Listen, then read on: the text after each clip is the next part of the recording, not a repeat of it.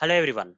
In this video session, I am going to provide answer for one of the Java interview questions. That is, what are primitive data types and non-primitive data types? So, data types in Java. Data types in Java are categorized into two types. One is primitive data type. First type is primitive data types and other type is non-primitive data types.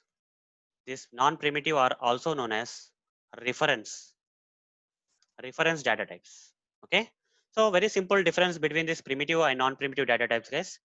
Primitive data types are non-object oriented. That means they are not related to objects.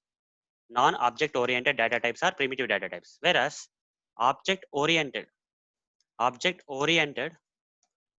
data types are non-primitive data types. Any examples for primitive data types? We have many examples, guys, for primitive data types. That is byte, short, int, long, float, double, char, boolean. All these data types are nothing but the primitive data types, guys. They are non-object oriented. Okay, they don't use any objects. That's why they are called as non-object oriented data types. That is primitive data types. Coming to the non-primitive data types. Do we have any examples for non-primitive data types? Yes, we also have the examples for the non-primitive data types. That is strings, right? Strings, arrays, then we have different classes and etc. All these are non-primitive data types because they are related to the objects, guys. These data types relate to the objects. That's why we call these data types as non-primitive data types. Whereas these byte, short, int, long, float, double, char, boolean, these are non-object oriented data types. Hence, we can call them as primitive data types. So what are primitive data types? Data types which are non-object oriented, that is byte, short, int, long, float, double, char, boolean, are known as primitive data types. So what are non-primitive data types? The data types which are object oriented in Java, that is like string, array, and several classes, etc. Okay, which are related to objects in Java are known as non-primitive data types. So if I have to practically show you how to use this primitive data types and non-primitive data types, let me give some examples. First, let me create a class. Say I'm just creating a car class. Click on finish. Inside this car class, I'm going to create some data types. Okay. I'm going to use some data types that are like a byte, short, int, long, float, double, char. Some data types. I'm not going to use everything. So maybe I will use something like int a is equal to 5.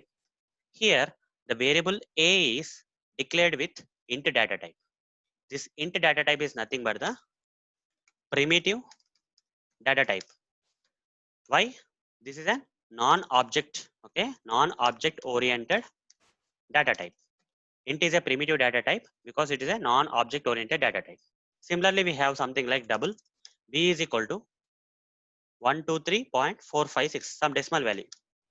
Here B is declared with double data type. Here double data type is again the primitive data type and it is a non-object oriented data type. Same. Similarly, we have boolean C is equal to true. Here C is declared with boolean data type. Boolean data type is also primitive data type and is a non-object oriented data type. So similarly, we have other data types here: byte, short, int, long, float, double, char, boolean. Okay. Now guys, here let me create some method. Void, public void, some sample method I am creating. Inside this method, I am going to create an object for this class. Car.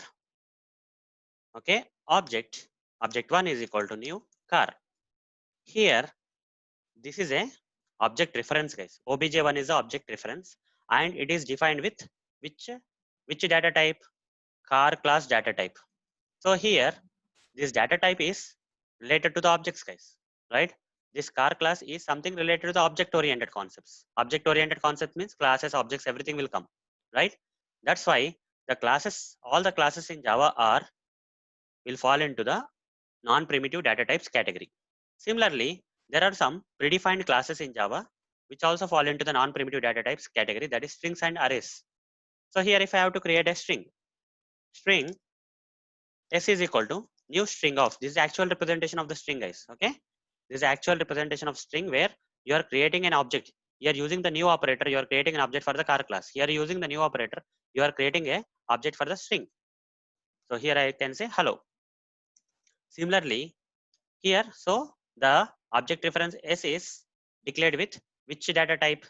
Non-primitive data type. These are, here car is a non-primitive data type. Here we are declaring this object reference with which data type?